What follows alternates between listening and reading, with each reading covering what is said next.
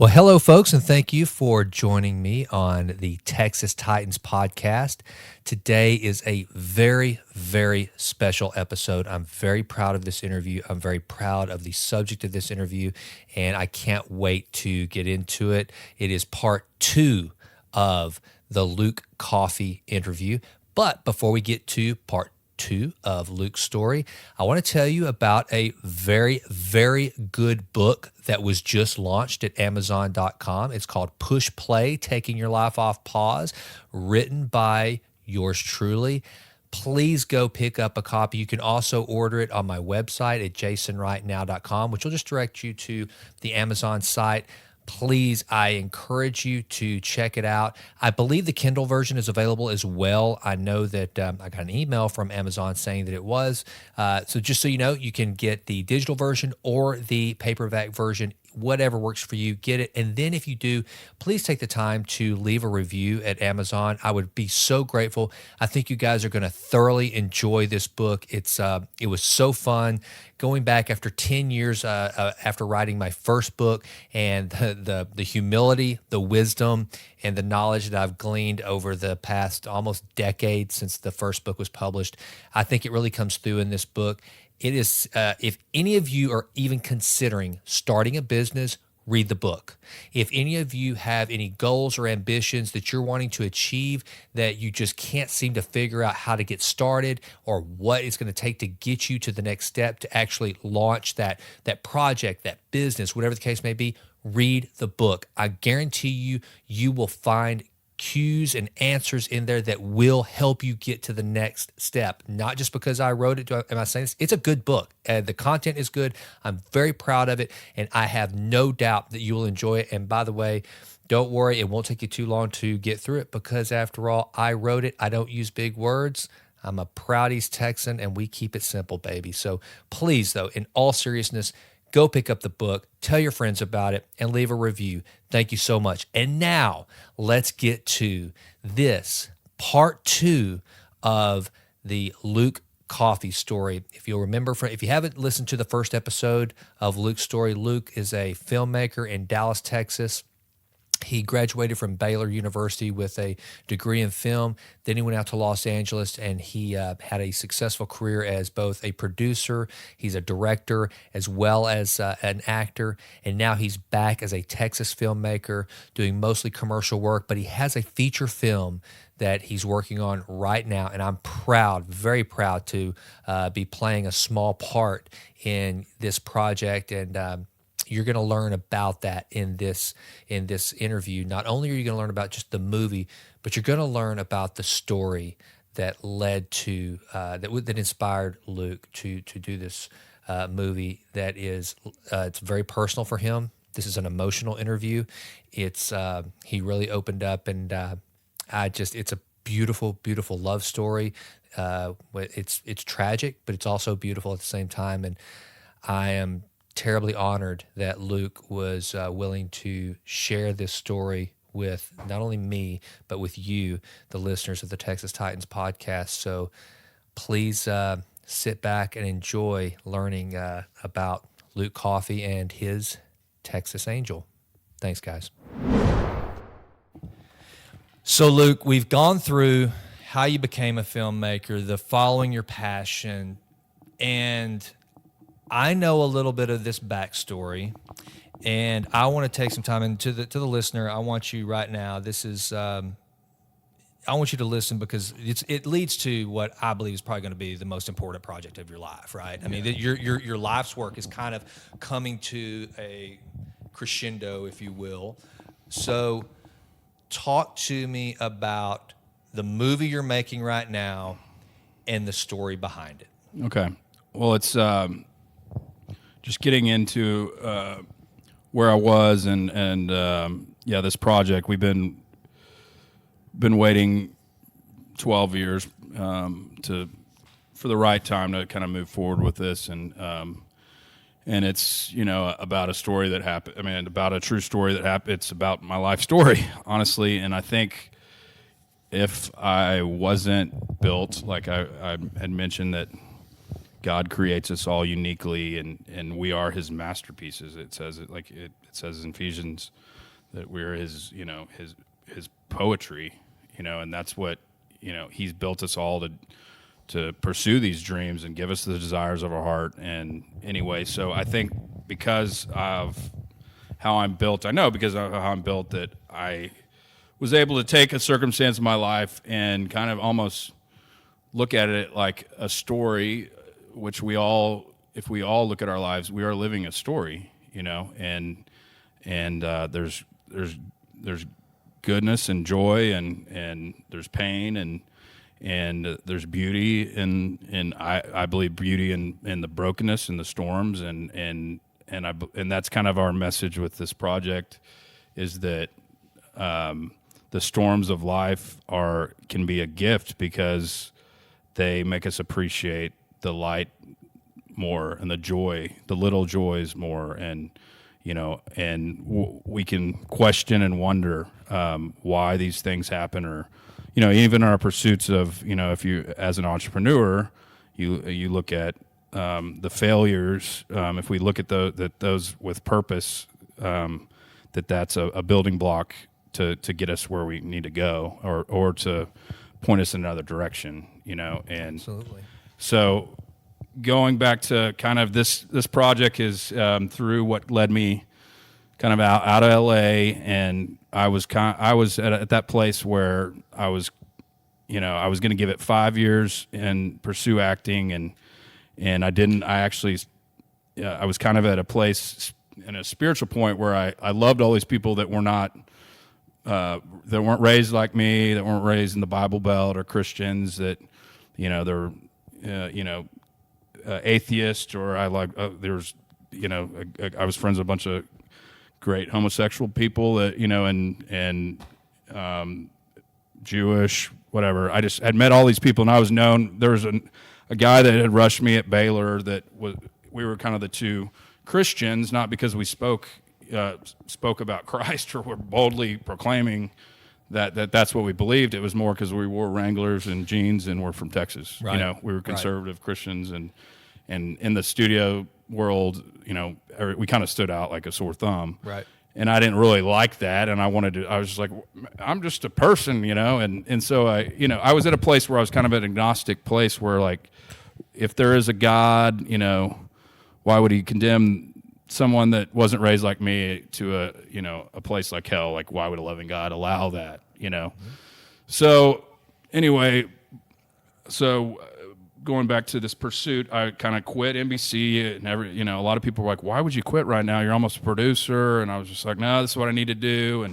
And so they gave me kind of a role there that was a reoccurring, supposed to be a reoccurring spot on the show that got me my SAG card. And then I booked a couple things, and I remember said, God, if you are there, I don't want to meet a girl that I could love and that I'd have to worry about providing, because that will change my end goal, is like to follow this for 5 years, and then when you're not looking is when they say you find the person. And so I guess probably 5 or 6 months after quitting NBC, I meet this woman that was a girl that would change my life forever. And our ranches shared a fence line in Texas, back here in Texas, and she was out there interning at Warner Brothers Music for the summer, had a year left at University of Texas, and a girl named Elizabeth Toone. And I met her on my youngest brother was in there the same summer, just living with me and working at Calamigas Ranch for the Jewish summer camp and driving the van. He is not Jewish, and neither am I, but there's some great stories there. But just a couple of good old Southern Baptists in a Jewish camp. Yeah, Camp Summertime it was there called. There you go. Or summertime, and he learned some, a lot of Hebrew that summer, which I'm sure he still uses today. But anyway, my brother knew that the two, Elizabeth and her sister, were there that summer, both interning and at Warner Brothers Music, and I just finished this film. This was my first feature film. Played Jimmy Z, this pothead, which was really fun. It was kind of this wedding comedy, and I was this rocker pothead guy. and I just wrapped this particular day, the film, and I was just in a really cool, fun place that I'd finished that, and my friends were throwing me this kind of booze cruise in Marina Del Rey, and Nate was like, the Toon Sisters are here, and you should invite them. We should invite them. And I was like, yeah. I remember meeting Elizabeth years before, and she was, beautiful, but she was so much younger. She went to my high school, but she was, 5 years younger. So I'd always known I was too old, and so anyway, she was at that point not too young. So I was like, definitely invite them. And so at my 26th birthday, we had a band on this, Marina Del Rey, went out on this booze cruise, and Elizabeth and her sister showed up, and I was immediately just drawn to her. And it was just, I think you talk about y'all's love story, but it was it was just, I knew that this was my person, and we were just kind of both just drawn to each other. And she did have a boyfriend at the time, and at the end of the night, we danced together, and we were just kind of with each other the whole night. And I said, Elizabeth, I know you have a boyfriend, and he actually worked at a summer camp that I had worked at called Kanakuk. He was working there that summer, and I said, but I know I'm going to love you, and I'm supposed to marry you, so I think you should break up with him because I want to kiss you, and it's my birthday, so I hope you will. And she was like, okay, and she had this beautiful smile, and we kissed, and she was, and I said, I don't think this is a coincidence that we're meeting, but I don't really know, but I think it is. Or I said, I think it's a big coincidence that you're here, and and so we have the rest of the summer to fall in love, and I know you have a year left at Texas, so let's just fly back and forth, and when you get done, you can move out here, and we'll get married after that. She's like, so you really held back, Luke. Yeah, you just beat around the bush. I don't know. It was just kind of I felt like something inside of me, whether it was God or whatever, prodding me, and it was just this, like I found my person, this peace, my home or whatever. And so anyway, that summer was just like, it was just fun summer. My brother and her sister and us four were just like together constantly, and Elizabeth like would come to my events, and like she was my DJ like on some of my events, and it was just, we just had a really fun summer, and then everything basically like went back and forth from Austin to LA, and then spent some weekends at our family ranches down in Bosque County. But I will say, then some insecurity creeped in as far as my pursuit, which I had a fear of, that she had her father was this self-made entrepreneur that from West Texas, and here I am, like I found this person, but I'm like a struggling actor at one point in our relationship, living on this shitty sailboat, which she thought was the most romantic thing ever, but I knew like her father is asking how are you going to feed my daughter, and even though I know how his, Elizabeth went into his background, and he started mowing lawns with his, when he was married to his wife, and her grandfather said like, how are you going to feed my daughter? Right. Same type thing. But I was ready to I didn't want to, give it up, but I was ready at one point to give it up. And she's like, Luke, I love that you have the courage to go after what you're passionate about. And like, most men don't do that out of fear. And it's like, I know my daddy respects you and all that. And so she like didn't want me to abandon it. It's like, this is at one point she was like, this is our story now. And like, I don't care if we're living in a, roach infested, apartment in, the bad part of Hollywood. It's like, so she was just kind of on board, and she kind of was intrigued by the business and storytelling and filmmaking. And so she had 1 year left. She had she was an advertising major, so she took an acting class too in LA just to understand why I loved it so much, and kind of started researching. Like she was good with logistics, and I told her about becoming a line producer, because we wanted to kind of we talked about film and story and just how impactful. That's the whole thing about story of like, it's Aristotle or some Greek philosopher talks about if he could govern state with politics or art, he'd choose art. Just the power of the medium. Yeah. And if you think about where we are now, 100 years ago, that we were just we had moving pictures, and now we have, and it's music, it's written story, that comes to life. It's just all these different, and now there's, it's color and all these different, it's just this beautiful symphony of all these different art forms that come together as one, and that can outlast our lives. And that's what I think is a beautiful thing. But so we talked about just telling great stories that impacted people, and just Texas stories. And we wanted to end up being back here in Texas. But anyway, so in that same vein, she kind of brought God back in my life, where she just simplified it, and we just had these deep conversations. It was just like I found my person, and we were just like we wanted to know everything about each other, good, bad, and the ugly. And it was a freeing thing, and to this day, she still knows more than anyone does about me. And so, but there was just, and I saw unconditional love, and, and somebody that was my cheerleader and all that. And I said, I just really am doubting that, there's one way or whatever. And she just said, Luke, just love God and love people and know that we're not a coincidence. Wow. And I think that's like a big, that's a big theme of our film, but just in life, if we did it every day, if we looked every day, every circumstance we're in, and every interaction wasn't a coincidence, and it was purposeful,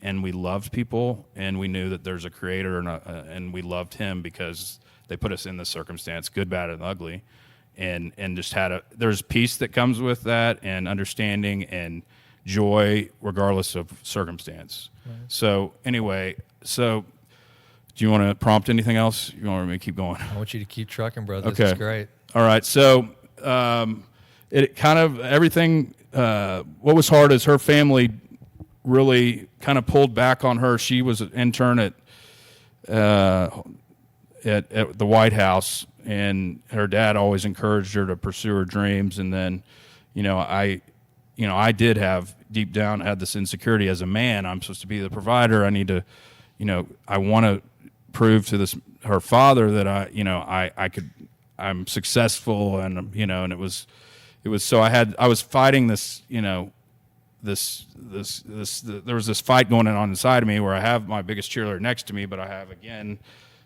I'm looking kind of man as her father, or like man's acceptance, or as her father's. I want her father to approve of, because I know she loved him, and it's one of her heroes. Absolutely.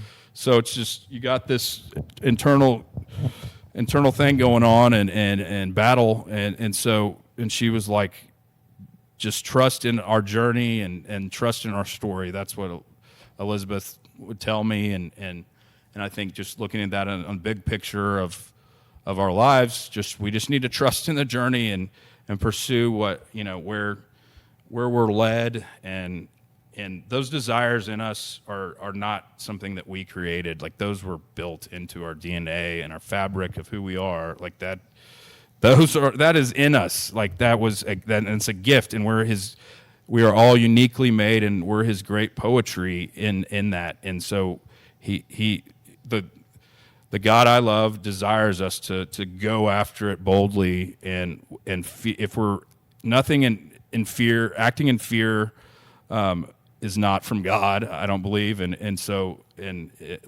opposite of that is love. So we need to lovingly pursue our passions, and if fear is holding us back, then that's not God holding us back. Well, I don't think it's by accident. It's not just a coincidence that Jimmelin is the first time she's ever listened to me do an interview. This is the first, and she's here, and she has told me, because just like I said a minute ago, the reason why I'm in Uptown Dallas right now, holding a microphone, talking to this little recorder with you, is because this is my passion and my desire. And Jimlin has told me over and over again, you're not just going to have those desires by accident. That God doesn't put things in your heart that you're drawn to just to toy with you. We're not kittens with strings being dangled. There's a reason. So I get it. I get everything you're saying. And so how cool is it that you all have reached this point where now you have not only your internal voice saying, this is what I want to do, this is my passion, but you have somebody, what it sounds like to me, Luke, and where I think this story is going to go. Mm-hmm. And it's your story. That's why I say, keep trucking, brother. Mm-hmm. This is your story.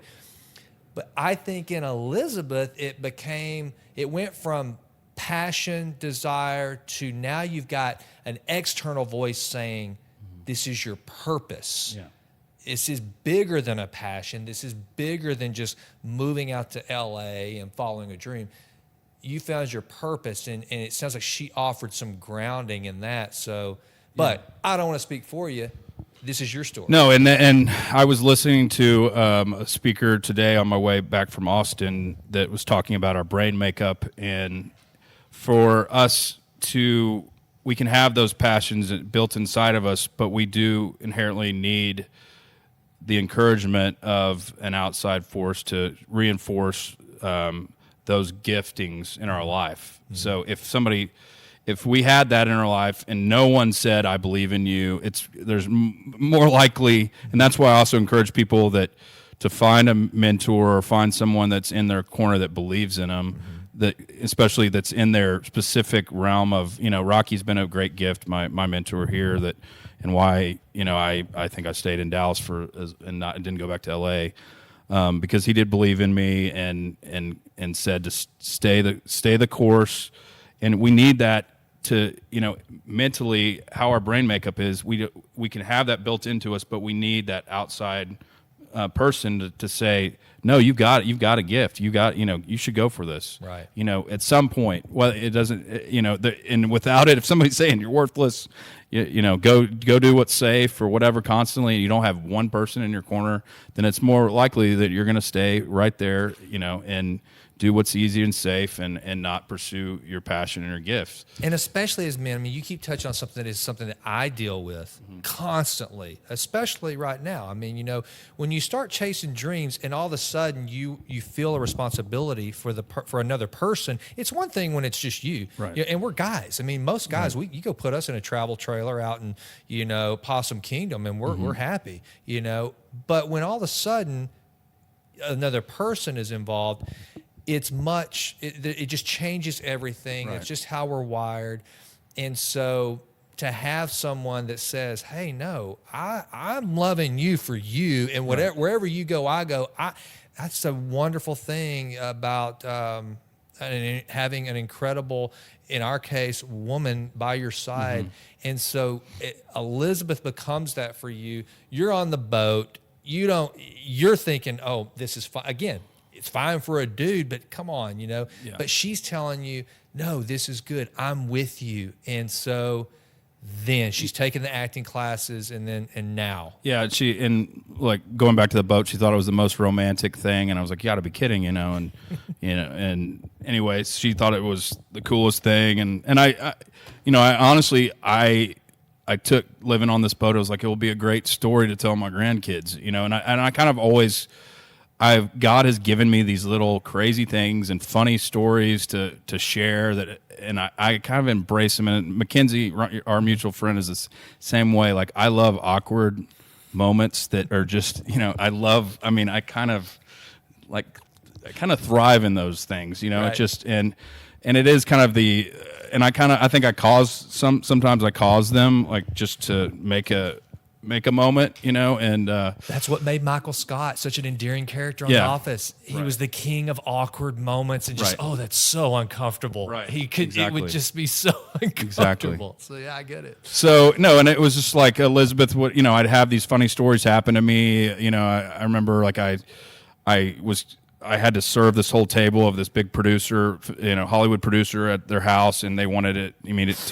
I was working at Host Helpers, and I just, and I was by myself, and I had chicken cordon bleu that they first expected me to cook, and I was like, I grill, I don't cook. And she had the whole recipe, and she was angry that I was, that I didn't know how to cook it. And I was like, I'm sorry, they just send me here and give me very little detail. So I literally was going around the table, and everyone is just talking about, the latest film and blah, blah, blah, and kind of not acknowledging me. And it was very humbling. Like I remember being in the moment. It's like, this is so good just to be humbled, and just because I will remember this forever. And I want to treat people better that are in the service industry, when I get to it, when I'm out of it, the service industry. Yeah. But I was going around, and I remember I got all the way around, and the sweetest lady was an overweight woman, and I had this big platter of the cordon bleus, and she I was like, ma'am, and she was the last person. I'd made it all around with everything. And I said, we need to do plated. And the woman was like, no, I want you to serve everybody. And so anyway, we make it to the last lady. And I was like, ma'am, chicken cordon bleu. And I had it in the tongs or whatever. And she turned around and knocks the platter. And 4 or 5 of them go down her body and into her lap. Oh, no. And everybody, record scratch, everybody's looking at me, all these Hollywood producers and film people, and I reach underneath her leg and pick up 3 of them, and I go, oopsie daisy, and and just walked into the kitchen. And so it's just I had Elizabeth would I'd call, and I'd share that story, and she was just she's like, you can't write stuff like this, it was just she was just loved that I was having these experiences, because I literally had met her at one of these hotty-toddy Highland Park parties. Her dad had went out of her way 5 years earlier, where I'd officially shook her hand. Her dad had introduced me, and we were at one of these parties where people were serving us like that. So it was just and it's funny, Elizabeth, one of the coolest. She just looked at life and gave me perspective of life that of that this is we get one journey, and it's to love people and to embrace the moments. And but we worked this Hispanic wedding, and we were the only 2 white people, 2 Highland Park kids, and it was we served them all, and at the end of the wedding, I was just felt so bad that Liz, this is once she moved out there, and she wanted to do all the different things with me until she got a job and didn't want to take any money from her parents, because I'll get into that, and the groom's, the bride's father grabbed Elizabeth and was dancing with her, and I was just gosh, she has such a good attitude. I was just embarrassed that she was doing this. It's this is I'm choosing this path. It's not yours, and so I said, babe, I'm so embarrassed that you're doing this, and she said, Luke, we get to be a part of this couple's greatest, day in their life and help bring joy to this party. Are you kidding me? This is awesome. And we'd always go have a date after it and eat the leftover tenderloin and drink the champagne. But it was just this is our story, and that's if we look at our lives, we need to go live these story, go, if you want to live a great story, go do it, and don't be afraid that it may look different than someone else's. Yeah. And look at it as there's a huge world out there of this, so many different experiences that, and it doesn't come with this easy path necessarily. It can, or you can take a chance and not live in fear and walk, and take look at life as this great adventure that could end any moment, and I'll get into that. But that's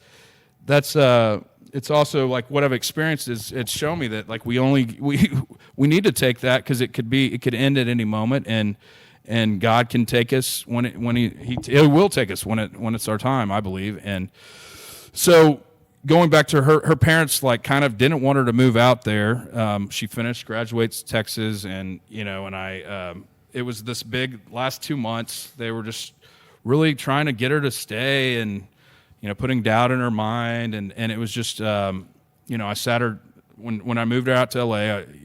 That night I stayed the night before at her family's house, and I just told her dad, I was she was ready to get married about 3 or 4 months in, and I said, I want to be able to prove to your dad I can take care of you, and I don't really have a pot to piss in right now, and that's really where I was.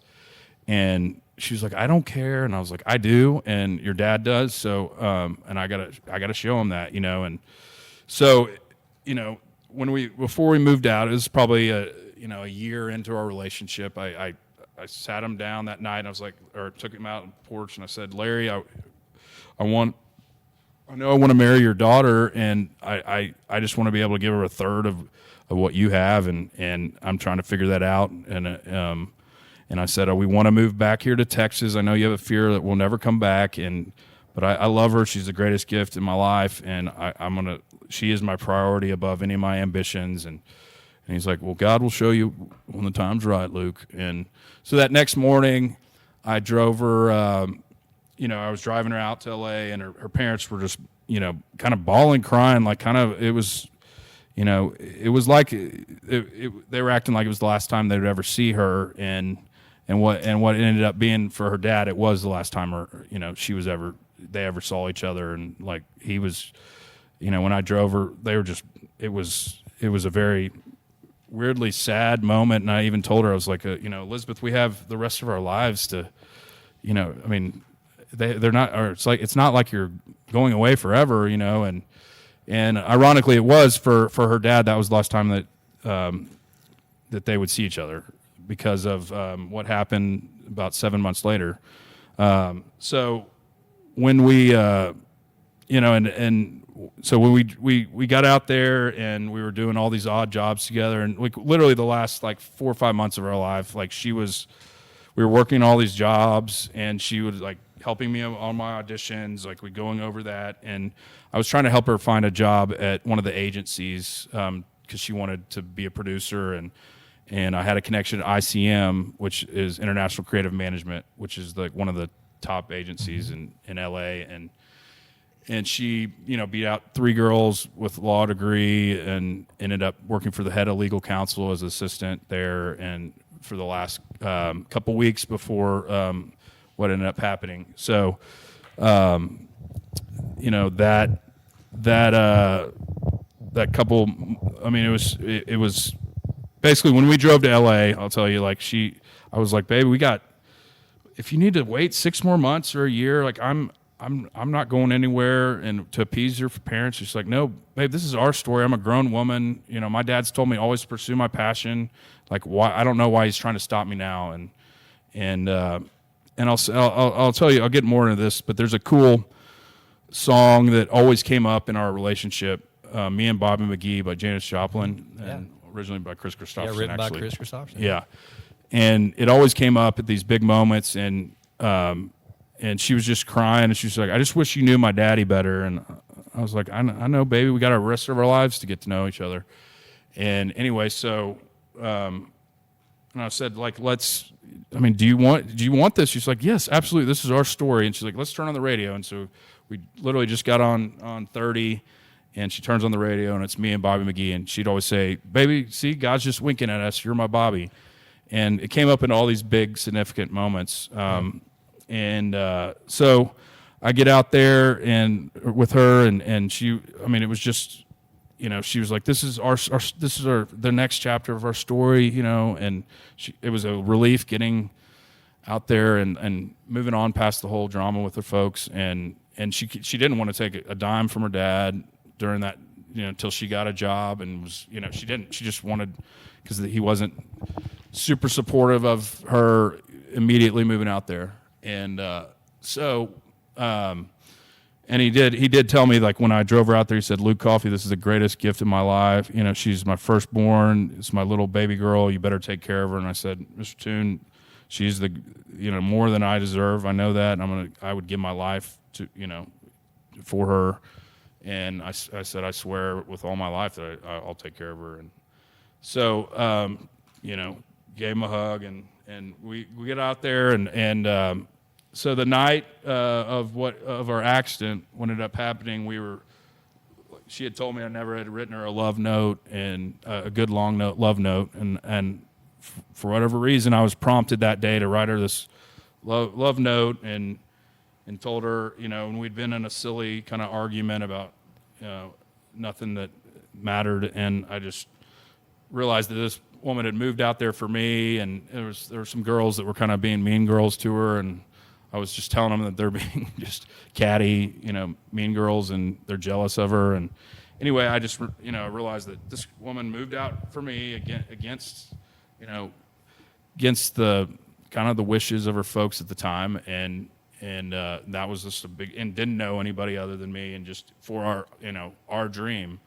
And so I wrote her this note and just told her I need my co-pilot. You're my best friend and the greatest gift I could ever imagine in my life. And I said, I can't imagine this life without you. And gave her this note, and she was just bawling, crying. Brought champagne and flowers, and and we had this. We almost didn't go to it was my best friend's wife's birthday, and we were going to just stay in and just be together. And she wanted to go. She said, "No, let's go. I just want you to hold my hand, when you're around these girls." And so we ended up going, and there was all these different things, that night that looking back, and I'll get into that, but she held up her heels or her cowboy boots. I was like, "Baby, should I wear my heels or cowboy boots?" And I was like, "Where are your new heels?" That she had just bought for ICM for her new job. And on the day before, I was with her, and all night they were slipping out. So we were going to valet park, and it was $30. She's like, "Do not pay $30. Go park up where we usually did," because we ended up going to this bar a lot. And actually, I worked events at that bar with her.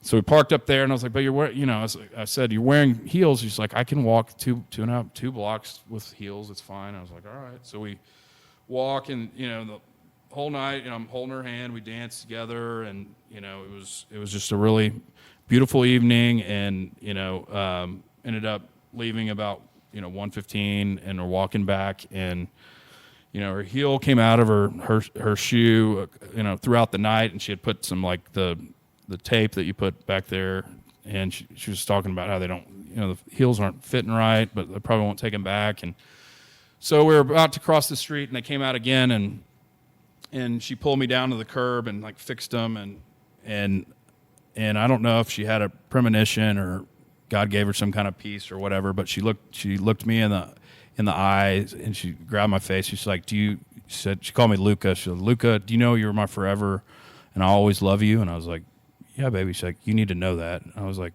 "Yeah, baby." She's like, "Kiss me, really kiss me." And so I gave her a deep kiss and started crossing the street, and her heel came out of her shoe. And so I picked her up like a fireman and put her over my shoulder, and a guy ran a red light going upwards of 95 and a 30 and hit us. I was thrown 30 feet by 20 feet, and Elizabeth was thrown even farther because she was already up in the air. And I just remember, coming down, and I got up and just screamed, "Elizabeth!" And I collapsed, and I was couldn't breathe. And I was just looking up at the air, and this group of people ran up to me, and they said they called 911, and I just was like, I had collapsed lungs, and all my ribs were broken, but like both my lungs were collapsed. So I was coherent this whole night, but ended up, the ambulance came, and they cut me open on both sides of my chest and shoved bilateral chest tubes through me. And I remember the ambulance ride, and I was just asking where Elizabeth, we looked at each other like husband and wife. I was like, "Where's my fiance?" And she's a blonde girl, and they just didn't answer me, and they were trying to calm me down, and I was like, "Tell me where she is." I was just angry, so for 4 or 5 hours, I got, a CAT scan or went through, and they wouldn't tell me. And then these detectives came in at about 4:30 in the morning, and they were like, "Mr. Coffey, do you remember anything about the car?" And I was like, "I don't know what the hell happened to me. And no one will tell me where my fiance is." And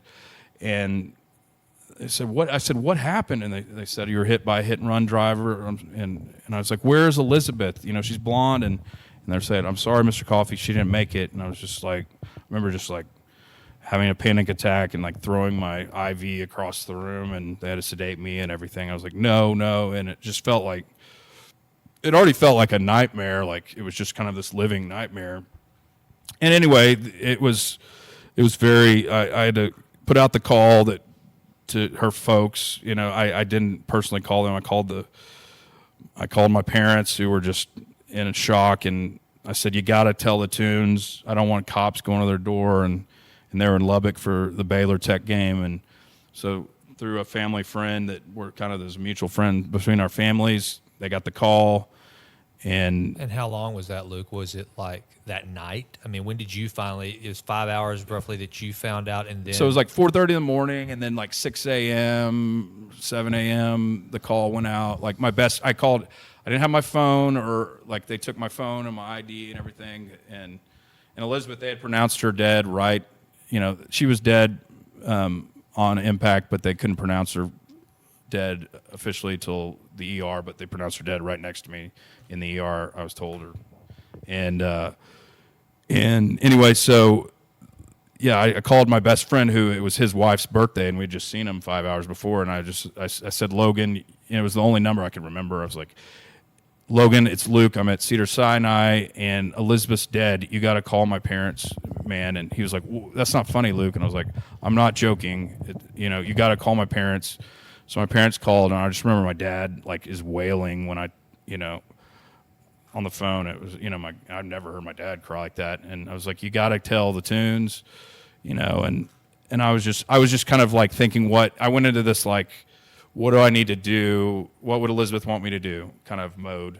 And it was, that's what took over. And it was just like, what do I need to do to take care of this horrible situation? And so, yeah, the mutual family friend called me to verify I wasn't hallucinating. And I said, yes, Martin, she's gone, man. And so he's one of Larry's best friends from Tech, and he called her dad, and so they were out there within 4 or 5 hours. By midday, somebody got them on a jet, and we're out there. And my folks got there before that, and they were in Austin for something. And anyway, so they came, and I just remember my dad immediately coming to me, and he was kind of crying. I was like, Dad, how am I going to get through this? And he said, God's going to show you how. And I was like, don't.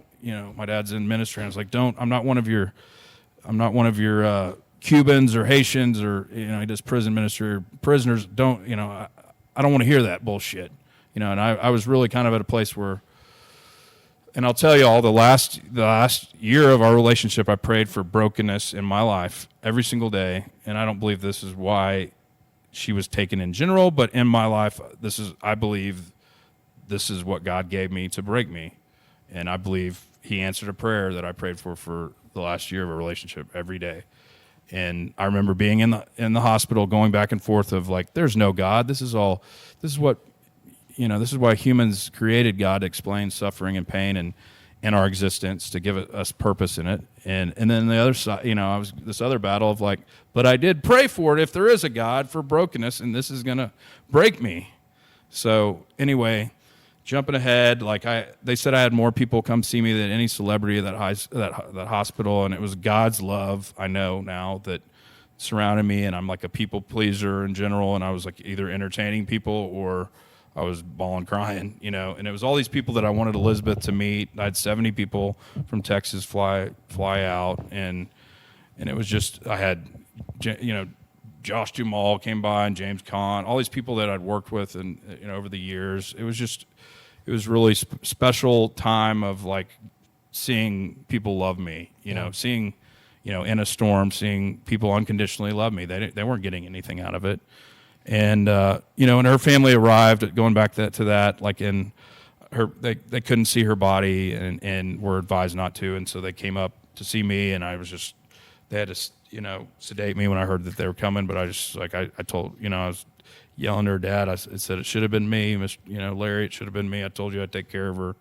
And he just came up to me and just, comforted me and just said, no, God took who he wanted, Luke, and we're glad you're here. And I just remember her whole family surrounding me, and I was just ashamed that I was alive, as the man. And I was fine. I was in ICU, but I knew I was going to be okay, and it kind of made me mad. And they told me initially, or my parents, that I should be a quadriplegic or be, have permanent brain damage.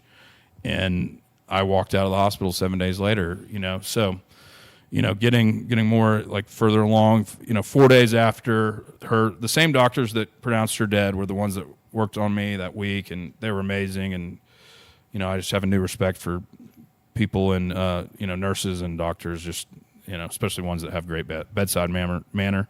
But they were just very loving to me, and they were bawling, crying, and they can't let me go to her funeral back because it was going to be back in Texas on her birthday. And I said, no, I need this. I can drive back. And I know because of your lungs by plane, train, or automobile, we can't let you travel, Luke. And I'm so sorry. And I was like, this doesn't seem real. I need. This seems like it's still. I'm not going to go look at it. I can't watch her funeral on a DVD, which I ended up doing. Anyway, so that whole night, and the story of Job. I know, but it was like Job's buddies that were just sitting with him, in his anguish. And I think that's what we're called to do.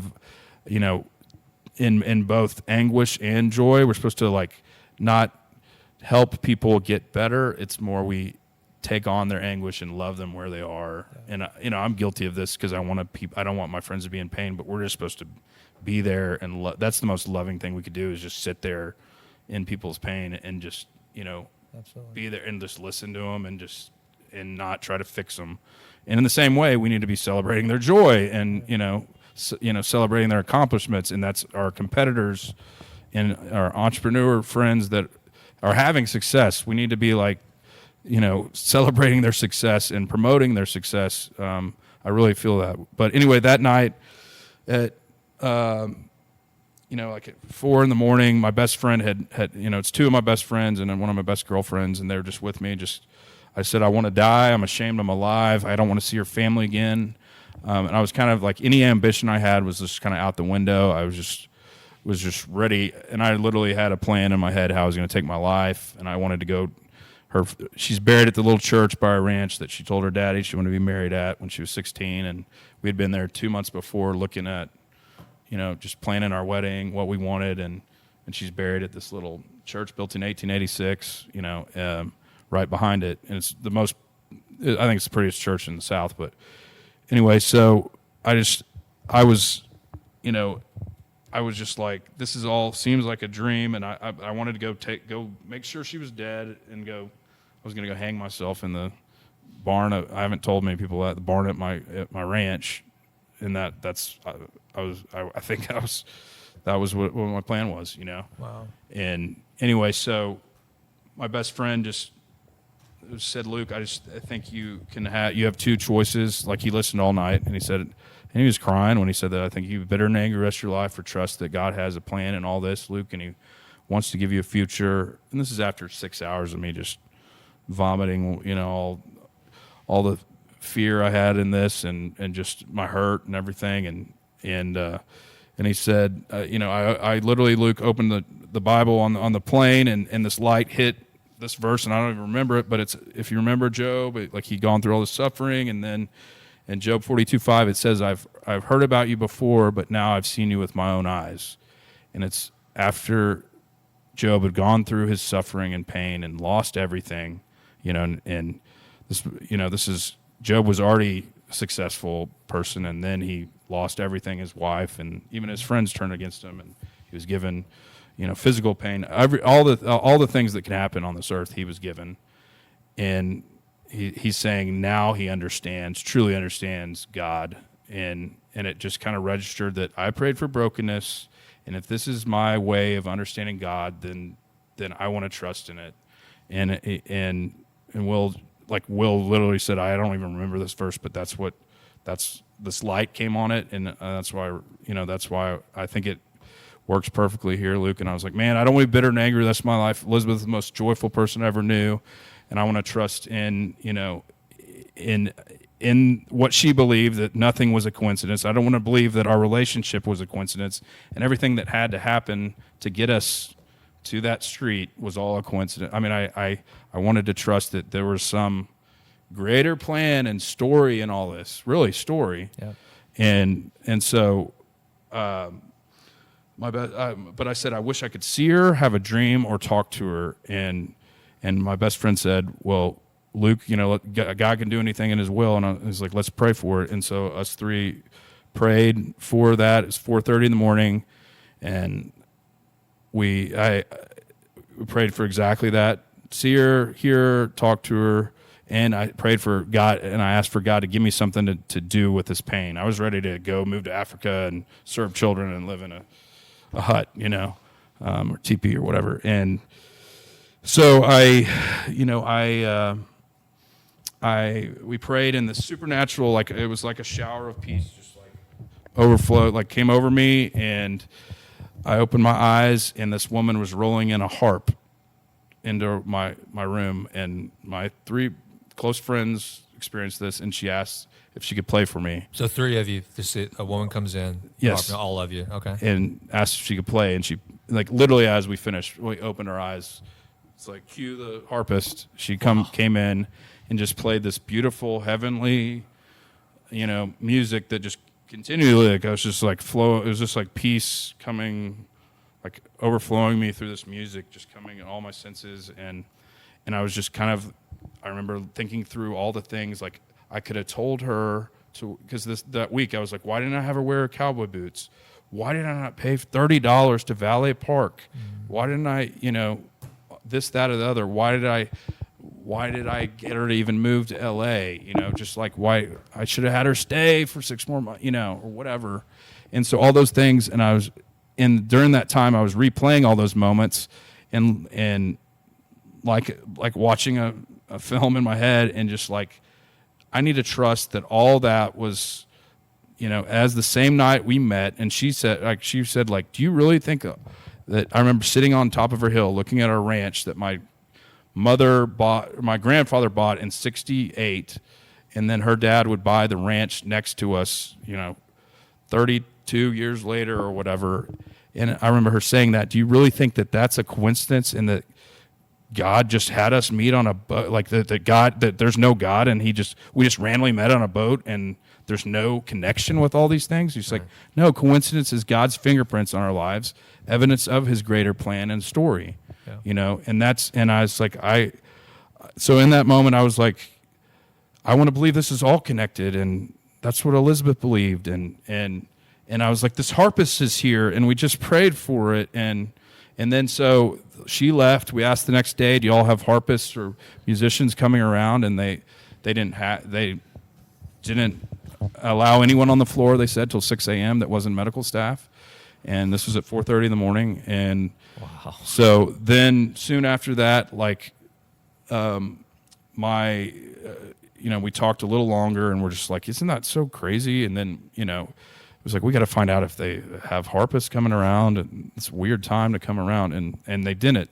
But so soon after that, my favorite nurse, who was like a very spiritual person, and came in, and I was like, guys, let's go to sleep. Thank y'all for, I was at peace, and I was exhausted, and I was like, let's go to sleep. And this is the worst thing that could have happened as me going to sleep during this time. But she made a human error, didn't hit the decimal sign on my IV hard enough, and gave me 3.5 days worth of drugs in 1 hour. Oh my! And my buddy was laying right next to me and went to sleep, and then I went to sleep. And for 2 days I didn't have medical insurance because I was starting this editing job where I could go on auditions and edit whenever and so I didn't have, like, my insurance had ended at Calamiga's Ranch because I just finished my last event. For 2 days I didn't have medical insurance. So on top of it, I was going to owe $260,000 for all my medical expenses. I think $40,000 was going to be covered for crimes of victims of a crime fund. But so I was on top of this. I was like, I'm going to be in debt on top of losing her, and this guilt of surviving. So this woman made a human error, gave me 3.5 days worth of drugs, and I was sleeping. And it's called Dilaudid. It's a respiratory narcotic that it slows your breathing rate because all my ribs were broken and it hurt to breathe. So it literally was causing me to have respiratory arrest. So I went into this deep sleep. I remember in, I guess, 10 minutes or 15 minutes or 45 minutes into the overdose, the woman came back in to give me Vicodin or some painkiller, and she saw that I was non-responsive, or my breathing rate had dropped. And Will woke up, and my mother had just gotten there, and they were shaking me and for 10 minutes and I was not responding. And all I can tell you, I don't know if it, if it's, I considered I was right on the brink of going to the next dimension, but I saw Elizabeth right in front of me and she said, "Wake up, Luca, wake up." And then she screamed it and she was like right in front of me, like you are, Jason, right in front of me. And, she screamed the last, like, "Wake up." And that jolted me up. And I remember looking at her and I was like, and it was like a beautiful version of herself. I mean, she looked, looking back, it was like how her hair she wanted, and she was wearing this really pretty white dress or whatever. But I remember looking at her, I was like, "Oh, thank God, you're dead, so this is just a dream." Because all week I was just waiting to be woken up out of this nightmare. Right. And I thought she was waking me up out of the nightmare, and that jolted me up. And I had 5 minutes left on my IV, and I was surrounded by like 12 people and kind of chaos. And I, "Luke, are you okay? Luke, are you okay?" And I was like, "Something's wrong." And I immediately knew. I just saw her, and it was registered like she's alive. She's not here, but she's alive. And I started like vomiting, and I was carrying this IV around, and I needed to pee really bad. I couldn't piss, and I said, "Something's not right," but I'm still carrying this thing for 5 minutes, and then beep, beep, beep, beep, beep, beep, beep, the IV goes off, and I was like, I just had an overdose. I know it, and that bag is empty, and it's just the whole thing's going off. And Iris just changed it, my nurse, and anyway, so it was this guy, the head of pain medicine, came in soon after, and he's like, "You don't know you've had an overdose?" I was like, "Sir," and it gave me this adrenaline because this thing was just still wanting to put me to sleep. I'm still getting, I got the overdose. It's in my system, and I'm not hooked up to a breathing machine. Mm-hmm. And they said if I'd slept for 2 to 3 minutes longer, I would go on a respiratory arrest and died. Wow. So that's how far along I was.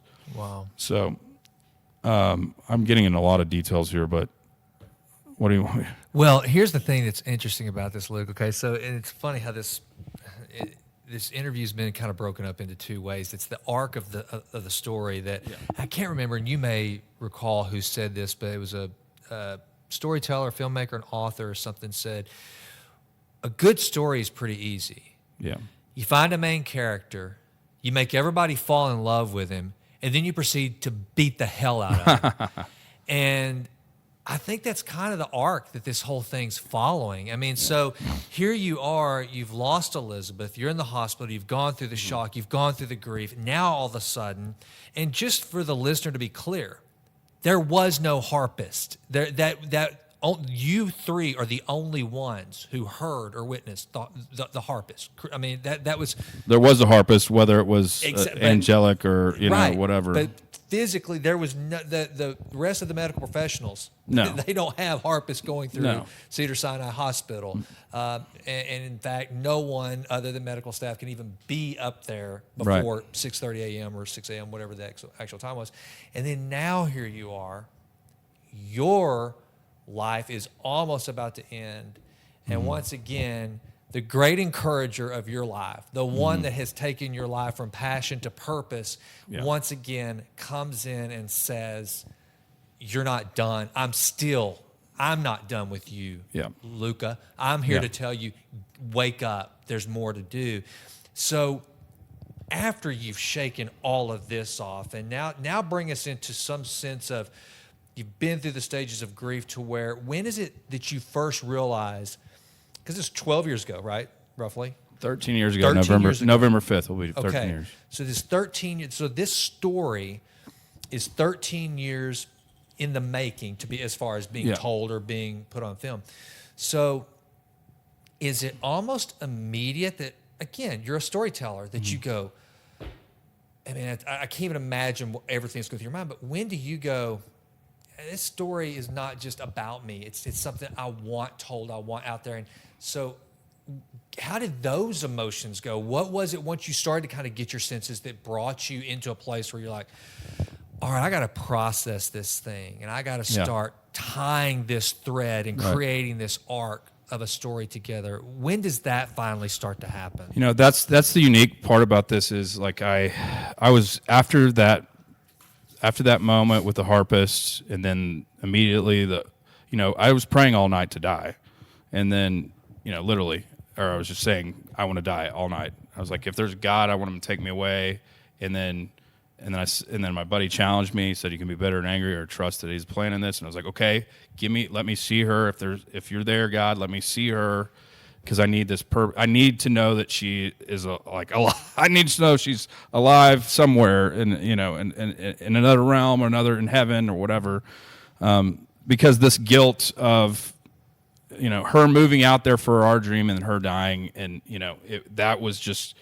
The way it all happened was the worst I could imagine it. And I remember these great moments in our love story where I looked at her and was like, "Do you know it would be my worst nightmare to lose you?" She's like, "Luca, why would you say that?" And I was like, I don't know, but it was just these picturesque movie moments in our relationship. It was just like everything was just so perfect. I was like, "Do you know that?" And I said it a couple of times at these big moments, and not connecting that I was praying every day for God to break me. And I want to also emphasize that I don't think that I know that God didn't take her in the big picture of, the plan of God's big earth. That's the reason He took Elizabeth Toone for this story. But He has used her story in other ways. And she has a foundation. They've raised $8 million for children in need. And, this whole thing has impacted a lot of other people beyond my personal story. But I did see, I was looking for signs of these, God winking at me, or Elizabeth being a part of, these, and I really did. I thought she was a part of saving me again. And they told me for the second time in 4 days, I was a miracle and I should have died. They said they gave me enough drugs to kill a cow, and there's no reason I should have woken up. And they can't explain why I woke up. And I knew why I woke up. So, and then there's a couple other big things that happened in the hospital, but 7 days later, which I believe is, God's perfect number, I prayed. This chaplain came up soon after the overdose and asked to pray for me, and I'll give you the overview of that, but he didn't ask for my name. And a year earlier, we were in Catalina Island, and that's where the Bobby McGee song came up first with this. We went in this bar, and I surprised her for her birthday and took her to Catalina, and she said, "This place looks like heaven."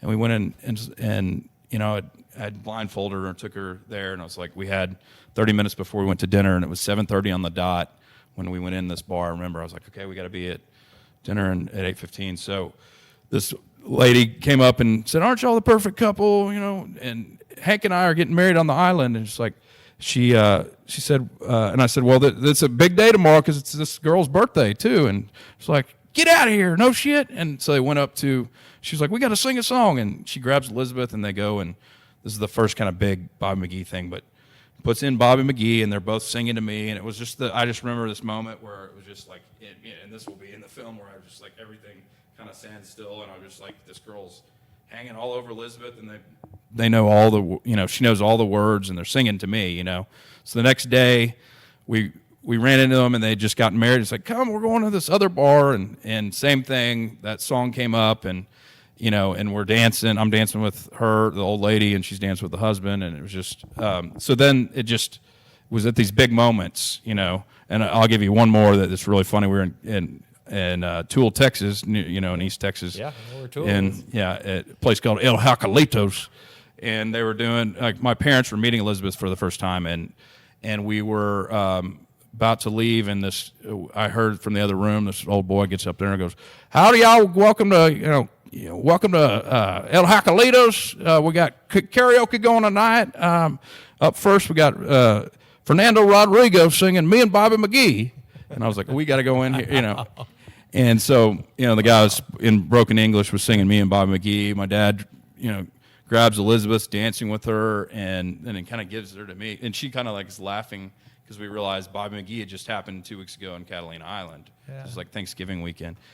And so anyway, I was just like, "Isn't this random that this song came up?" She's like, "Nope, God's just winking at us, baby. Wow. You're my Bobby." Wow. And he's like, "We're just walking in His will." That's what she would say. So anyway, that particular night, 7:30 on the dot, the guy prays. He asked what he can pray, and I say, "Pray for a family." I list all their names, and he said, "Son," and he asked me what happens. This little old man, and I believe this guy was another angelic character, but because he said he was a chaplain on that floor, they had never seen this guy ever, and this little old man was just crying, and I said, I lost my best friend in a hit and run accident, earlier this week, and I just got an overdose in the hospital, and and I think God's made it clear I'm supposed to be here, but I want you to pray for her family. They have to, on her birthday tomorrow, have her funeral, and I just know they're in hell, and pray for them, and listed all their names. And he's like, he just starts sincerely bawling, crying. And I said, he says, what about you, son? And I said, I said, can you pray that God, he's made it clear I'm supposed to be here. Can you pray that God gives me a mission in this pain? I need a purpose in this pain. I need something to do, because I'm an all or nothing. I knew how I was wired. I needed something, or I was going to go down a very dark path. And I think I believed and knew that God could do it. I didn't know how he was going to reveal himself or reveal what he wanted me to do. But I believed now, after showing me these couple signs and then seeing Elizabeth, and this was like 6 or 7 hours. They didn't have an ICU room available for me for 6 or 7 hours. And then that's when they said that's when the drugs were going to finally run their course. So once they hooked me to the breathing machine, I was fine. So this guy starts praying for me, never asked me my name, and he remembers all the tunes, and he gets in and he's like, and there's 12 of us around my bed, and he says, and Lord, I just pray for Bobby. I pray that you give Bobby, he said Bobby probably 8 times, that you give Bobby a purpose, and you comfort him in this pain right now, and you heal him quickly, Lord, and you give Bobby, he said Bobby like 8 times, where all my buddies are, he's like, who's Bobby? And it didn't register at first, and I was like, and they're like laughing because it's kind of a funny moment, but this guy's sincerely crying, so we're not trying to laugh at the sweet old man, that could croak at any moment. And so anyway, he finishes it and gives me a hug, and he said, God bless you, Bobby, and points at me again and said it. And I was like, why? And then my buddies were like, why is he saying Bobby? Oh, and it's like, did I say Luke Coffey? And they're like, no. And I remember looking up, it was 7:30, and I remember Bobby, and then you're my Bobby, and then there was an empty chair in the room, and I just remember just picturing Elizabeth just giggling, laughing right there, Wow. And just so. Anyway, getting into that the next day, I got to forgive I had an opportunity to just tell this girl I love her, and I forgive her, the woman that made the overdose. They had to fire her, Iris, and I told her I love you.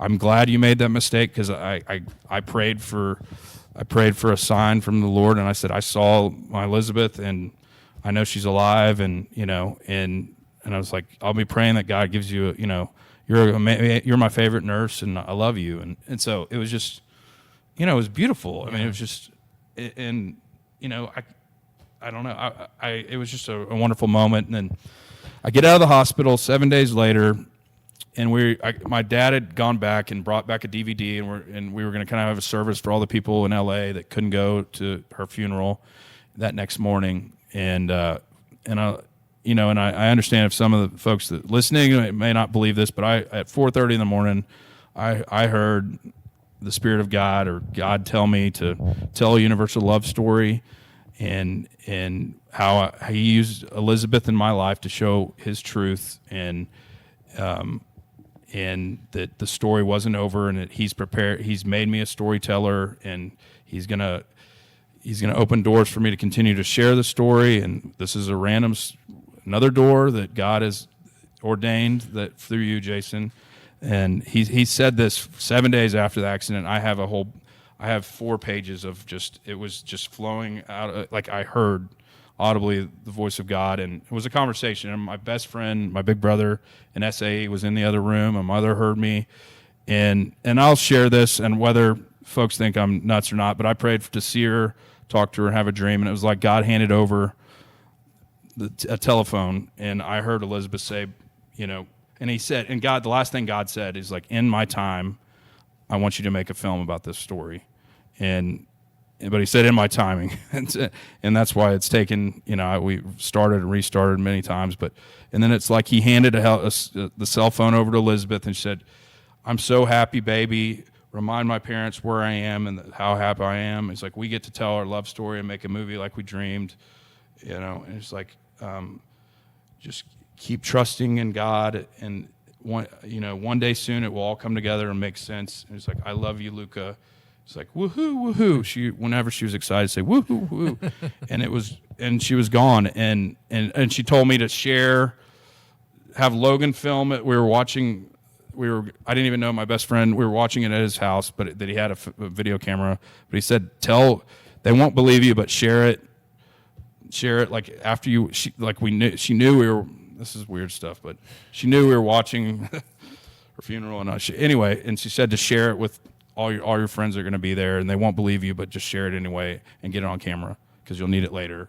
Wow. So anyway, that was a new purpose that was like the realest thing, and that's also why it's been so hard to wait, and be patient in God's timing. But yeah, we watched her funeral, and it was like, I know she's alive, and this is they call it a celebration of life, and and I was crying during it, but it was just like, I know that she is in another realm, and this is like, it was like God gave me a view of like what this life is, and it is a story, and that's why there's time, and and then our time ends, and like some stories last 23 years, like Elizabeth, some last 5 years, these children that are taken, and I think going back to that, as children, we look at children, they're taken everyone says too soon. No, I don't believe that. I know they're taken when God has taken them. Too soon for us. And they're women up there that never got to be mothers that are getting to be mothers to these children, Wow. And I mean, and I even think about, we're fighting over the abortion issue and all that. There's all these babies that are getting raised by these women that are lovingly taking them in their arms and in the perfect place. And so, yes, it's those are souls, and we should fight for it. But it's also like, love each other.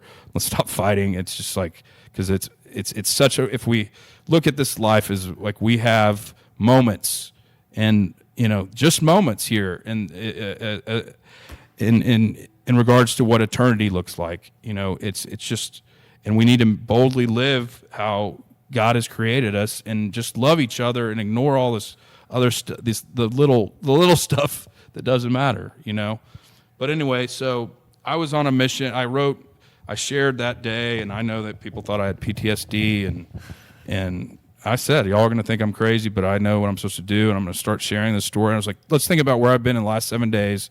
And God said the story's not over. So I literally I could remove myself in some points of like the pain, and look at like, I'm supposed to endure this. This is like, that's how I looked at. I kind of took myself out. It was like, I'm a character living a story that God wants to tell, and it's His redemptive story that reflects the greatest story ever told, His greatest love story of why there is a plan in life.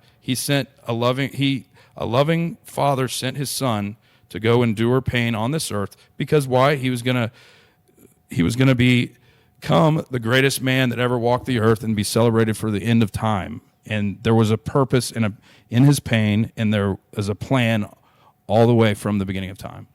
And that's why this just reflects the greatest love story ever told. And I know this story better than any other story, and that's why I'm called to tell it. But like, it reflects all our other stories in this life that there is going to be suffering, especially if we're children of God. He wants us to endure. If we live long enough, there's going to be pain and suffering and brokenness, and it's a gift, because it makes us turn around and understand this existence better, and be able to feel joy and understand others' pain, and become more empathetic, which is a gift, and more compassionate and loving, So getting into that, like, God kept putting these people in my path as I was telling this story. I've told it 10,000 times, but I'll give you a couple quick ones, and we'll wrap this up. But I wrote this letter to what I'd write the Park Cities, the people, my friends and family in the Park Cities, 7 days after the accident, and and a guy in the Dallas Morning News took our accident and wrote an editorial piece, and it was titled, "When a Beautiful Young Girl Dies, Human Impulse is to Reach for an Explanation."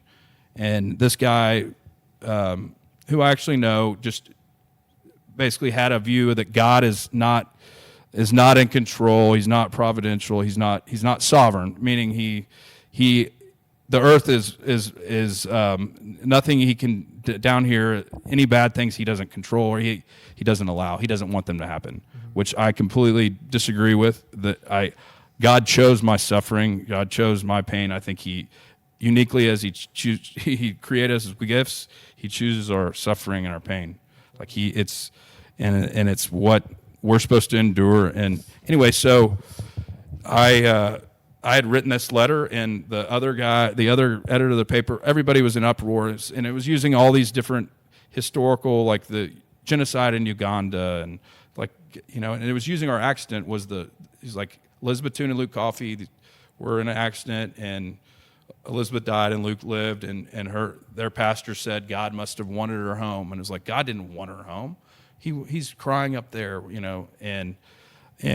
so I'll tell you the one verse, and just like looking back on, the greatest nightmare of my life at that time that happened to me, and the first verse that I ever memorized with my father was, trust in the Lord with all your heart, do not lean on your own understandings, in all your ways acknowledge him, and he will make your path straight. And I remember that was just going over and over in my head, like just reciting through the whole time of just this unknown and it was, I mean, looking back, it was beautiful. It was just like continuous. I was just hearing that over and over. And so anyway, the other editor of the paper, everybody was in uproar about this article. Elizabeth had been in the ground just a couple of weeks, and this is what her parents and family and were clinging to, this truth that no, God did call her home. This wasn't freak accident, that he calls his people home. And so anyway, the other editor of the paper called my dad, and he was in my dad's cabin at Kanakuk in the 70s, and he said, we've all talked about it, and all these people want to write a response to Wick's article, and we think Luke would be the most appropriate person to respond. And my dad said, well, Luke, here's your first big opportunity that God's, door he's opening. And I said, well, what I wrote 3 weeks ago is total, and it's contrary to what this guy says. I don't want to debate this guy, but I'll submit that. And I literally just wrote the title. I said, when a beautiful young girl dies, faithful response should be just to trust the Lord. Wow. And I wrote this, what I learned in 7 days, basically, like, this was my living nightmare, but I now know is part of my plan for my life. And Elizabeth was the greatest gift of my life, and God chose to take her and leave me, and so I went into that, and he's going to use her story for his glory and all that. So I got like over 5,000 emails from that. I literally submitted that. They published it that week, and I got 5,000 emails from people all over the world that just reminded them of God's truth, and all of them had been through suffering of their own, and it just encouraged them and reminded them of that. And there was other people that didn't know God's truth that were like, this is what I want to believe and trust in, And so through that, Dallas Real Estate Ministries asked me to speak 2 months, it was a month and a half after the accident. And even like the close family to the Toones didn't want, thought it was too early for me to speak. And at that point, and I don't want to but it is part of the story, the Toones weren't ready to see me for a while. And her dad forgave the driver, and I was, I reflected like her future that she would never have, and they didn't have the capacity to love me. They were in their own turmoil, but it was painful. And but there were these beautiful other moments. I'll tell you all. Just I saw her on the train, and I was completely awake. So I heard her, talked to her, and everything I asked for, God gave me. And I wish I'd have seen her again. I haven't. I did hear her again with my dad, or I heard singing in Rio Grande. My father heard it too, and I had asked to hear Elizabeth again. And this angelic singing that was in this other language at 4:30 in the morning was going on in the Rio Grande, like we were camped out in the middle of nowhere. So, and I just want to share though, like her on the train, like I sat. This is just shows what all of us have an opportunity, every day to just make somebody's life, encourage someone else, and just show them love. But I sat across from somebody because this guy showed me love, and it was on the train. And we were just at the dining car, and my mother had a picture of Elizabeth, and I was like a man on a mission. I was probably manic about like anybody I could tell. I got to share about my best friend and what God had done in 7 days, and like that I had this new understanding of our existence, and I wanted to encourage anybody that was in a bad place, And that really is the mission and this, the story in general. And but anyway, I said, man, I don't know where you've been. It was a black guy named Ricky, and I was like, I just want to share where I've been the last 3 weeks. And I had to take a train because of my lungs back to Texas, and my brother and dad drove all my stuff.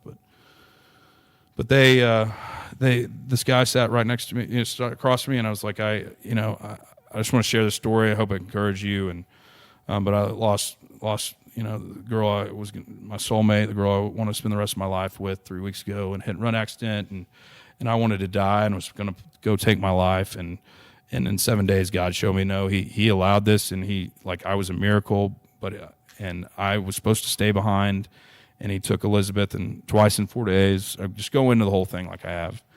And the guy starts crying, and he was like, Luke, God sat you right here across from me for you to tell me the story, because you don't know how much I needed to hear it. And he's like, 3 days ago, he's like, I just got out of prison, Luke, and I found the Lord in prison. I've been in there for 20 years, and my family had agreed to see me. And 3 days ago, they changed their mind, and I tried to hang myself. And Luke, the rope broke. Wow. And the next morning they called me and they said, no, come on. And I'm literally on my way to Arkansas to go see my family. And it's like, Luke, God sat you right here to tell you, for me to be reminded that He's in control and He's sovereign. And He's like, thank you so much. And He's like, I want to give you a hug. And anyway, so fast forward, this was a 37-hour train ride. It was supposed to be 26 hours, and we didn't have a sleeper. And this is kind of comedic part, but I was trying to sleep, and my mom had finally fell asleep, and I was just in all my ribs. I was on a leave after the overdose. I was like, I don't want any kind of drugs, especially because I wanted to be like coherent. Sure. And like not have anything. And I was scared of anything really, but I was in a lot of pain, and I was literally like in this. They didn't have a sleeper car, so I was just in a regular seat and just exhausted. And I literally was like, God, give me a break here. I said it out loud, and I hear this like, Luke, and I get this tap on my shoulder, and I hadn't seen Ricky in probably 14 hours. And I turn around, and it's him. And he goes, Luke, I just want to tell you, the Lord is so proud of your strength, and Elizabeth is here with you right now, and she loves you so much. And I was like, thank you, man. You don't know how much I needed to hear that. And he goes, you need to know how that I'm supposed to tell you that. Wow. And he's like, can I give you another hug, brother? And I give him a hug. And so I get my walker out, and I'm going to go. I needed to go pee, and I get my walker, and I'm walking. And it was something out of a movie, like the running lights, it was dark or whatever. The running lights turn off, and I'm 10 feet away from the next door of the train car, and it just lights up, and it's Elizabeth just smiling at me in her hair, just like she was when I saw her when she woke me up, and just smiling really big. And I was kind of scared, and then I started walking towards her, and then the running lights came on, and it just kind of dimmed out. Wow. And so that was just like a beautiful moment. But so moving forward, I shared the Bobby thing at the men's breakfast. A couple hundred people came, and through that, my initial investor heard the story, and he came up to me and it's like, I'd love to go to coffee with you. And so we went to coffee and asked if, he's like, Luke, have you ever thought about turning this into a movie? And I was like, yeah, that's my eventual plan. And he's like, I think it'd be more powerful if you do it sooner than later. And I was like, I'd love to support you if you want to, And wow. So through that, he was, about 6 months after I got into real estate. Yeah. And I remember Elizabeth even saying, I can never see you doing what my daddy does, do real estate. Now I'm sitting here back and live in the Park Cities, and this guy, this great mentor in my life, business mentor, gave me a job, but also gave me a house that was 3 blocks from her parents on the same street, And it was just hard. They embraced kind of an ex-boyfriend that I'm not a big fan of, and that was part of. But I looked at it it was. I remember thinking they probably do blame me if anger has to go towards me. I honestly took it out as this. I know they'll forgive me at some point, and this will make the story better. Yeah. I mean, yeah. I really did. I could see it, and I was but I also felt like I was, part of me, I was like, I'm alive to take care of them or help encourage them, and so that was hard, not them, and so I was like, I'm going to unconditionally love them and just sent them letters and text, and I just was like, I'm not going to expect anything, but if I feel like I want to share a memory with, if they can't, and they did, in the hospital said there's a lot of love waiting for you back in Dallas. So I did have a little bit of expectation that, and this is not throwing them under the bus, they were in their own hell, but it was just they weren't in a place to love someone else. And we didn't know each other that well like I do now know them. It was like Elizabeth and I pretty much for 2 years or whatever. And so anyway, that what's cool is, so, but it was a lonely time. I mean, because truth and you have acceptance of like God has a greater place, and He's like, that doesn't take away of our pain, but it does give us that hope in the peace during that pain, and that joy that you can even look for these moments of like that. I would have never experienced God in this way if my best friend wasn't taken. So it's hard for me to say it, but it's like the greatest gift in my life was He giving her to me and taking her away. Wow. And that's like, I truly believe that, and it's making me into a person I would have never become if I didn't go through this.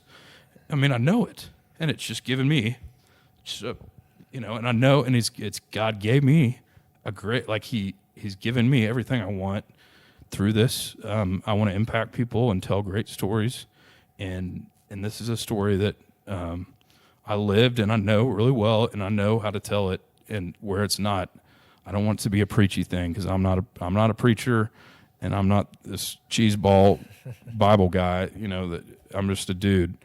I'm just a man that has lived a great story that God has revealed Himself in big ways, and it was a gift. I believe, miracles and these things we're supposed to share. The Bible is a living story. There's stories being told that reflect all these stories in the Old Testament. When atheists and agnostics are saying that's an old book, we need to be telling these stories that are modern day versions of those, and not just look back at these Old Testament times. We need to be telling these modern stories that are the same, but just at this time, because they're being told. There's modern day Jobs, and there's modern day great stories of redemption. Oh, I agree with that. I mean, it's interesting you say that, Luke, because literally through one of the darkest periods of my life, and the kind of some of the stuff we talked about before we came on, one of the things I would tell people when they would ask me, how are you going through that? And I'm like, well, I believe that, for eternity, there are modern day, like you just said, there are modern day Pauls, Job's walking the earth right now, and there is a celebration happening, and a story is being written, and we've got eternity. If you believe like we do, we have eternity to discuss these stories, right? And so they're still happening. These great things are still happening, and so I'm in full agreement with what you just said. Yeah. And so when do we get to see the story? Yeah, and I want to share the last part is kind of my anger. This is another thing that reflects God's great story, is that my anger went towards the driver because I didn't feel really forgiven. So I at one point I wanted to kill, or just not kill him, but make him feel a lot of pain, and I knew he wasn't going to get a lot of time. It was a hit and run, and he fled the scene and hit his car and turned himself in 3.5 days later. So I knew he wasn't going to get a lot of time. And so my anger, because I didn't feel forgiven, went towards him. And I was like, this is the guy that did it. Even though I knew the truth, I was just like angry because I wanted to fully feel accepted and forgiven by her family. And so that was it was a painful time, but I got to share this part of it. So this one night, I prayed for God to give me, like I was in the shower and I was just like, God, if you're there, if it's your will, I knew he was there. I said, God, if it's your will, I'd love to a sign that Elizabeth's attached to this world. I need some encouragement. I was just in a lonely place. And anyway, so I was praying in the shower. My buddies were taking me to dinner, or to dinner that night, and one of my buddies picks me up and asks me how am I doing, and I'm just like, man, I'm struggling. Like I'm 3 blocks from the tunes, and actually Mackenzie called me and said, man, I heard you're such an encouragement to them, and they love being with you. And I was like, because Ryan has a connection to them through this family in Lubbock, and I was like, man, I think that's not me, so it must be the ex-boyfriend from a couple years back that they kind of embraced. And so that was like just really painful. And and Ryan had heard that the other guy was, being, and it's just, and I'd moved back, and I'm like, well, I'm 3 blocks away, and like they understand my pain, and and this again is not, woe me, poor me. It's what I was. It was making me like totally trust in the Lord, and also like I knew God had given me these gifts that got me through that. So, and they were on their own journey, and I didn't blame them for being angry at me, but anyway, so that night. I said, man, I'm struggling, and I just really asked God to give me a sign, that Elizabeth's attached to this world, because I wanted to believe that she was still cheering me on and from heaven or this other realm. And so my buddy was like, well, let's see what happens. So we park, and this homeless man is crossing the street singing.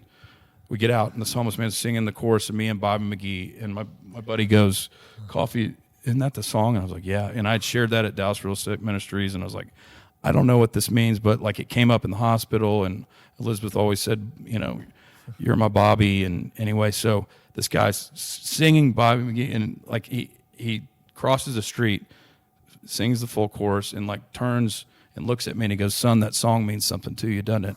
And I go, actually, yes, sir, it does. And he goes, well, the good Lord told me to start singing, so I guess I picked the right one. And so I go up to him and I go, what's your name, sir? And he goes, Gary. And I said, Gary, Luke Coffee, can I take you to lunch tomorrow? And he's like, Luke, I'd love that. So I was like, I'll pick you up here at noon. So I go take this guy the next day to Sonny Bryan's barbecue on Lovers. And I'm, before he says anything, he said, Luke, I know how this is how God works. I was like, I bet you've gone through some suffering recently, and I want to tell you it's the greatest gift you can ever imagine. And like brokenness is a gift, Luke, because it brings you back to the Lord, and it makes you focus. And he's like, and I want to tell you that I heard God. I bet you also know that God speaks to you. And he said, I heard God tell me to start singing, and I had a band at Texas Tech University, and went on after when I lived in Lubbock for 6 years, and we opened up every set with Chris Christopherson's Me and Bobby McGee, and that's why it popped in my head, and that's why I chose that. And he goes on to tell me his story of suffering, and he was an entrepreneur that was making $300,000 or $400,000 a year, but he was cheating on his wife, and his wife left him, then his children left him, then he got this degenerate hand disorder, and like literally was struggling eating, holding a fork. And he said, God broke me and took everything of me, and I didn't know the Lord at this time, and I found the Lord on the street, Luke, and he's called me to be here now. I'm one of the 1%. 99% of us are crazy or drug addicts or all three, alcoholics. And he said he has me on the street to love other homeless men and women, be there in the trenches with them, and it's the greatest calling I've ever had in my life. Wow. And so anyway, he said, now, this was after an hour and a half, I shared my story. He's crying, and he's like, now I just want to encourage you. So what did I ask for? I asked for encouragement and a sign. And he breaks out this ratty Bible, doesn't even look down at it, and he just starts reciting, hopeful verses in Scripture, a lot of Job, for another hour, and just looking like connecting our souls. Our eyes are just looking straight at each other. While he's just bawling, crying, I'm crying.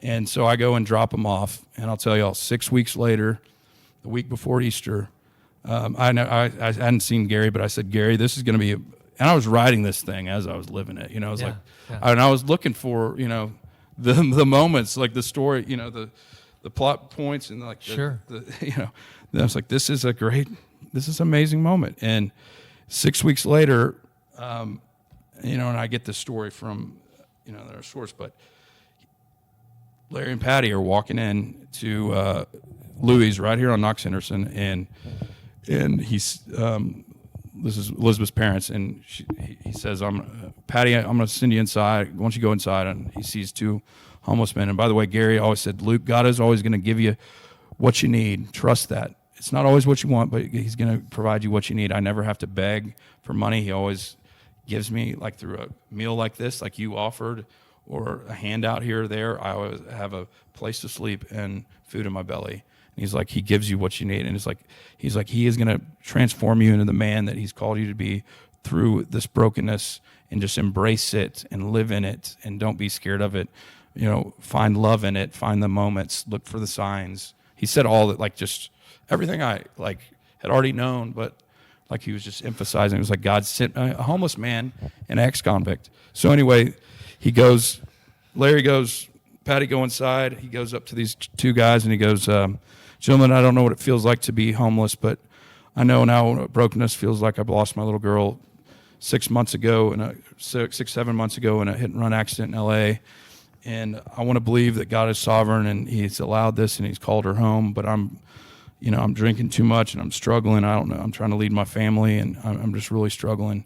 He's like, but this will give me a lot of joy if it can help you out. And he gives him $80 and he goes, Mr. Toon, heard a similar story, and there's another man that's hurting that loves your daughter.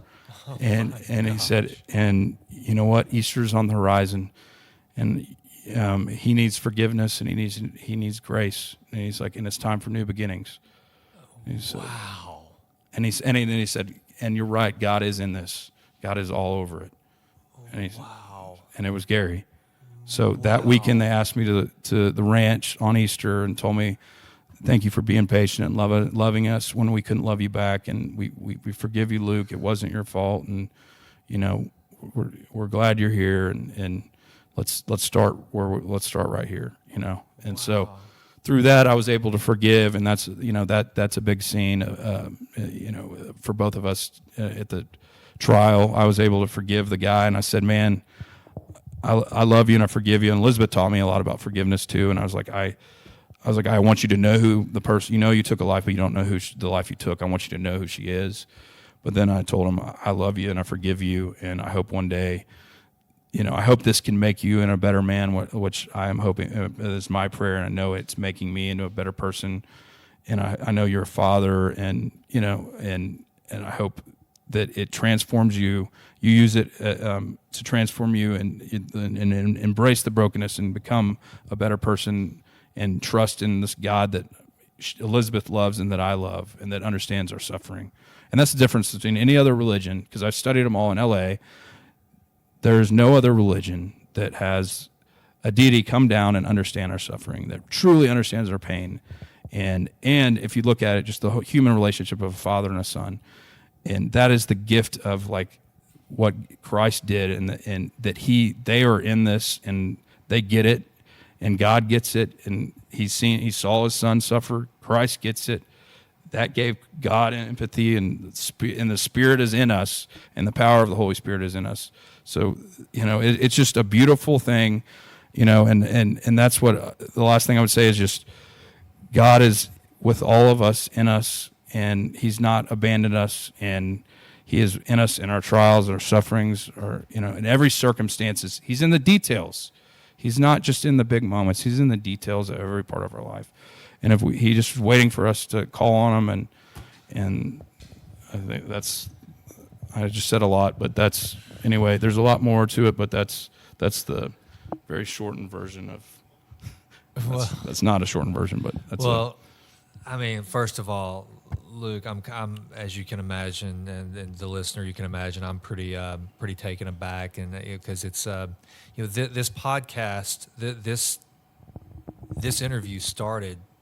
I'm going to look back to figure it out. Probably 2 years ago, when I reached out to Rogers Healy, because a mutual friend of ours said that we should meet, but what's crazy is it wasn't until I started this podcast, probably at least a year after I'd initially reached out to Rogers, that I got to meet him. Mm-hmm. And through meeting him, now I'm sitting here with you, and I don't believe that was, and it's crazy, because the first time I reached out to Rogers at the urging of Rick Lambert, I remember I sent him a message saying, hey, I think it might be one of those iron sharpening iron type things. And to see how it's unfolded, and to the listener, I have no idea what God has in store for this podcast or what's happening, but I don't think it's by accident that you and I had this conversation, and I'm honored that you would share it on my little project, that my passion project here, that obviously I want to grow, and I'm honored you would tell the story. Thank you so much, Luke, for the vulnerability, the transparency. It was very long, but I appreciate listening. It's an incredible story, man. Yeah. And I can't wait to. So, When does the movie happen? So we're kind of doing the final equity raise. It's just been a process writing the different scripts, and we had different Christian studios that wanted me, that were interested in making it and wanted me to, kind of make it more faith Christian-y or whatever. And I'm called to make it more, very mainstream, and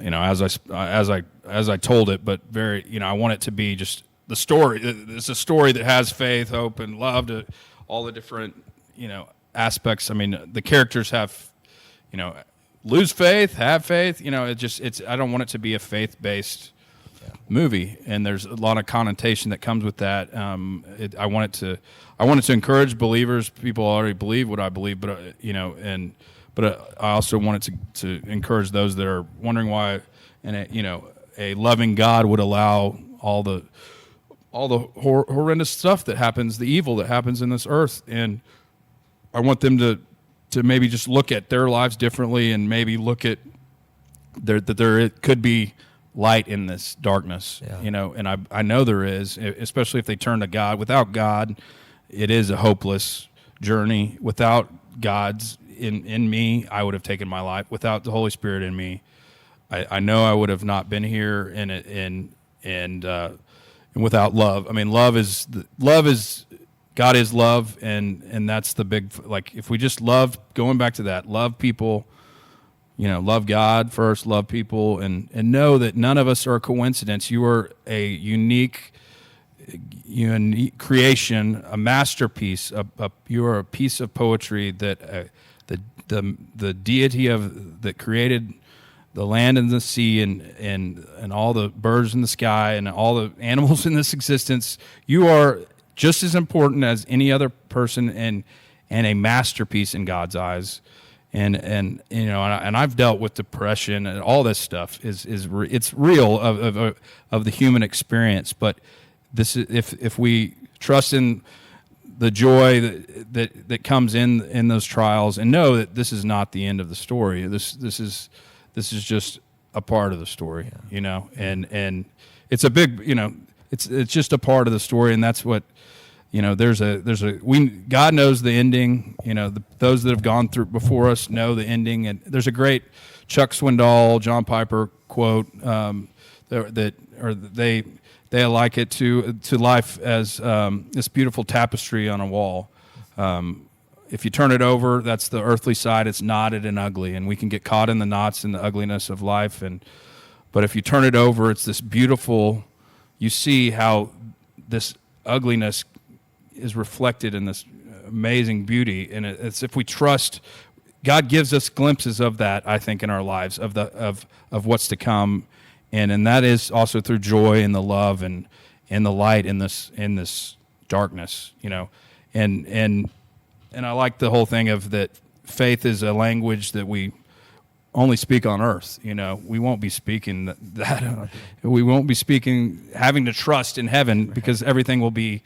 We will understand what that tapestry is going to look like, But if we look for those glimpses of His glory and His joy and His love, peace, patience, all those fruits of His Spirit around us, then that makes the pain, makes us become warriors where we can endure the pain and almost take it on. Okay, give it to me, God. If you let me have it, and tell me what you want to do with it, and that's like you're doing Peloton every day, and I need to do it more. If you're breaking down muscle only to get in a better shape, and that's if we look at it like that, that's God breaks us to make us stronger and to make us his warriors for Him, men and women that boldly proclaim His truth, but in a loving way, and just. And trusting in also God's timing is His timing, and we can't change anyone. It's not our job to do that. That's the Holy Spirit. My grandfather became a believer at 89 years old, and he was 6 months before he died, when in a coma-like state, and God told him, "I allowed you to be bitter and angry your whole life," and came out of that and was a different man for 6 months. Said he was going to give him 6 more months, but he needed to tell everybody that he now believes. Wow. And then 6 months, almost to the day, and I asked God to take him away, and God, it was amazing. That's a whole other story. But God took him, and it was that was when he was supposed to find truth. So it's like we can just love people and show them truth, show them love. God is love. Love people, love them, and don't get caught in the weeds with all the stuff that divides us. The tribes, even within our own religion, quote unquote. Yep. Like we are divided by stupid stuff that, we just need to remember we're just all God's creatures, and we're all experiencing this journey differently and as uniquely as we made. We're experiencing a different upbringing and existence, and we just need to love and know that everyone around us is God's creatures, unique masterpiece. Anyway. Well said, brother. What's the name of the movie? You said Texas Angel. Yeah, Texas Angel right now. So, Fair. and yeah, we're gonna, I'm hoping to shoot within the next 9 months. I'm hoping spring of 2020, but it's in God's timing, and we're raising the equity. So if you're a praying person, we'd love your prayers and surround this project, because we just want to impact people and encourage them, really bring hope to the hopeless, and encourage the broken, and Amen. that's our main mission. I hope it's successful for my investors, because I have other films I want to make that are not this heavy. Well, Luke Coffey, I am honored and privileged that now your story is a part of my story. So, brother, thank you. I'm so grateful. Jason, thank you for the opportunity, and thank you for doing what you're doing. And you are impacting people and telling their stories, and it's a big thing. We need to be telling. Everybody needs to be telling their redemption story, and that's what you're doing with these podcasts. So, thanks, man. I appreciate you, brother. Hey, folks, I hope you enjoyed this episode of the Texas Titans podcast. Before you go, I wanted to let you know where you can find us out there on the interwebs. You can go to show notes as well as listen to all the past episodes and look for upcoming shows at textitans.blog. Also, that has all the different formats that you can listen to the show on if you go there. So textitans.blog. You can also go to jasonwrightnow.com. That has not only a link to the podcast, but it also has a link to my Make Your Own Rules blog that I think you'll enjoy, so please check that out. Also, it has information about my executive coaching business, speaking, and anything else like that. So jasonwrightnow.com. That's literally just my name, jasonwrightnow.com. On Twitter, I'm at jasonwrightTX. I would really appreciate a follow. I have not been a big Twitter user, so I need you guys to help me with that. So please take the time to go out to jasonwrightTX, find me, and follow me. I'm trying to get more active with it, and so if you'll engage with me, I'll try to do a better job of engaging with you. So I would appreciate that.